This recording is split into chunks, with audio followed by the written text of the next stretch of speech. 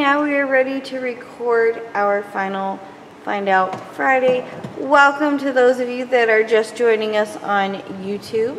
We hope you all have had a wonderful week and are enjoying the lovely little storms that we're getting this morning, for those of you that are in the Ozarks. We have some questions to answer, as well as just a little bit of information about what we're going to be doing now that we are finishing up with our final official week of the ONSC online programming. I know it's been an amazing 8 weeks. Thank you guys so much for everybody that's been out there watching our videos, sending us in questions, doing our experiments, and just reaching out to us. It's been really fun. We've had a lot of fun coming up with things to keep you guys going. So we had a question this week from Madison, and she said, can you talk about the physical differences between male and female cardinals? Maybe other birds that have large physical differences between genders. And for those of you guys that were watching our live video on Facebook a little while ago, we've talked about this once already, but for those of you that are just checking in, a little bit of information. This is something called sexual dimorphism. And that just means that the males and the females look different. So when you see a bright red cardinal at your feeder, that is the male. And you'll sometimes see the females, which is actually who we have on our video right now. She's kind of a duller brownish reddish color, but the same vague shape, and she's still got that orange bill. And so you'll see that a lot of times, especially with our songbirds, the male birds are going to be these bright, colorful patterns, and the females are going to be these duller shades.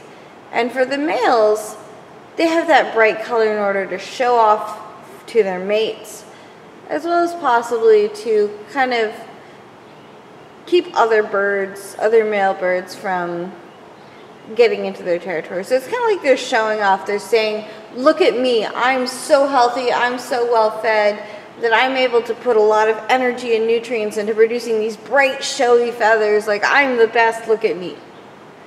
Whereas if the females had those same bright, showy feathers, they would actually be really bad for their nests. A lot of times it is the female that sits on and incubates the eggs. And so if she's sitting on a nest and she's brightly colored, think about how much easier it would be for a predator to come find her. So you'll see that in cardinals. You'll also see that in other species. Like a lot of our warblers, the males are going to be a lot more brightly colored than the females. Another great example of some of the birds that we see here at our feeders a lot are our buntings. The indigo bunting, the males are a bright blue, and the painted bunting, the males are red and blue and green, and they look like they were just thrown in random buckets of paint. Whereas the females are some of the most drab birds I have seen. The male indigo, or the female indigos, are brown, and the male indigos, or not the male indigos, the female painteds are green to kind of blend in with the leaves. Now, there are some exceptions to this. In several species, the males and the females look basically exactly the same. Things like our tufted titmice and our Carolina chickadees. And so you can't really tell the males and the females apart for those species. And then there are a couple examples of species where the females are actually more colorful than the males. For example, the belted kingfisher. The females have a stripe of kind of a rusty red across their chest. That's that belt that they have in their name, whereas the males do not have that. Was there anything that Sarah or Matt would like to add to answer that? Covered it pretty well. Yeah, covered pretty much everything that I can think of as far as answering our question. It definitely helps discussing it on the feed as well. So a couple other things that I know a lot of people have been asking me about for the future. One of those major questions is, what is the Science Center doing next? Like, what are our next steps after this is done? And we're still figuring stuff out for that. Either of you guys want to say anything about that? One of the things we're considering is having our bio blitz up here, where people would. Well, Lauren, why don't you describe kind of more of it? You had more of that idea kind of thought out. Sure thing. So a bio blitz, basically, the general idea behind a typical bio blitz is a group of scientists and nature lovers get together in an area for 24 hours and they try to document and find as many different species of animals and plants and fungus and other forms of life, just all day, 24 hours of that, just to kind of get an idea of everything that's on that site in that one-day period. And so we're looking at possibly doing that as a fundraiser this summer for the program.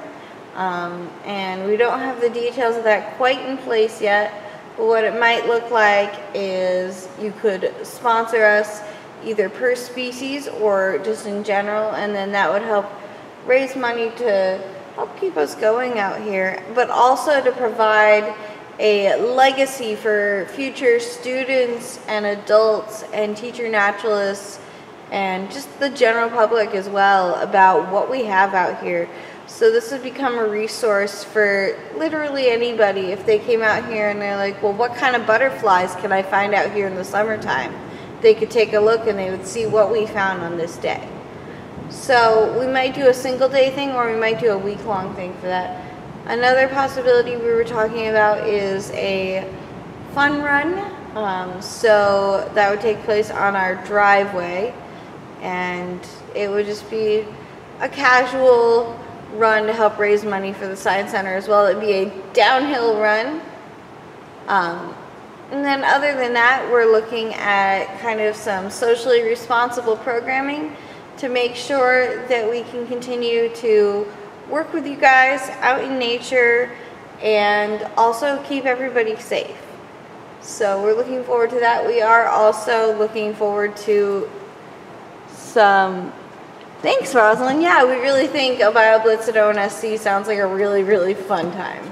That's kind of also part of the reason why we were doing it. But yeah, we want to keep you guys safe. We want to get you guys out here and exploring. And we want to kind of help open up nature to everybody. So like we've been saying throughout the past 8 weeks, there's so much to explore in your backyards. Anybody that lives out here, lives in Fayetteville or Rogers, Bentonville, anywhere in our area, the things that we're seeing out here are the same things you can find in your own communities. And so we want to give you guys an opportunity to get more comfortable with that and to find out what you might find. And with that, this brings us kind of to the end of our final Find Out Friday. One more time, thank you so much to people like Adventure Subaru, to the Walton Family Foundation, to the public school systems that have been supporting us. We really, really appreciate all of our donors and volunteers and everybody that's made it possible, including our viewers.